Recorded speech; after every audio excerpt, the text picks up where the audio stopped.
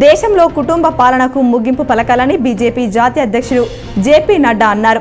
బోధన్ పట్టణంలో బీజేపీ ఆధ్వర్యంలో ఏర్పాటు చేసిన బహిరంగ సభలో ఆయన మాట్లాడారు. సీఎం కేసీఆర్ జనరంజక పాలన, బాల్కొండ నియోజకవర్గంలో జరిగిన అభివృద్ధి సంక్షేమ పథకాలకు ఆకర్షితులై మంత్రి వేముల ప్రశాంత్ రెడ్డి సమక్షంలో పలువురు బీఆర్ఎస్లో చేరారు. నిజామాబాద్ నగరంలో బీఆర్ఎస్ పార్టీ నాయకులు, కార్యకర్తలు బైక్ ర్యాలీ నిర్వహించారు. రానున్న శాసనసభ ఎన్నికల్లో బీఆర్ఎస్ అర్బన్ ఎమ్మెల్యే అభ్యర్థిగా బిగాల గణేష్ గుప్తాను గెలిపించాలని కోరారు. ఇందల్వాయి మండలంలో గన్నారంలో రూరల్ ఎమ్మెల్యే బాజిరెడ్డి గోవర్ధన్ కు స్థానిక ప్రజలు అడుగడుగునా బ్రహ్మరథం పట్టారు.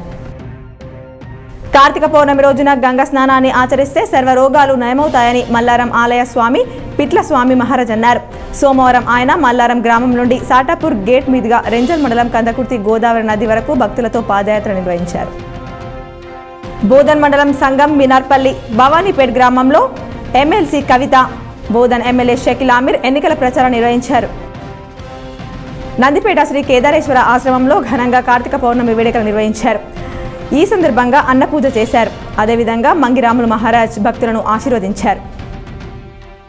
ఆర్టీసీ కాలనీకి సంబంధించిన పద్మశాలి కులస్తులను ఆర్టీసీ కాలనీ అధ్యక్షులు రాజేందర్ ఆధ్వర్యంలో బీఆర్ఎస్ పార్టీలోకి ఆయన ఎమ్మెల్యే అభ్యర్థి జీవన్ రెడ్డి కండువాలు వేసి ఆహ్వానించారు.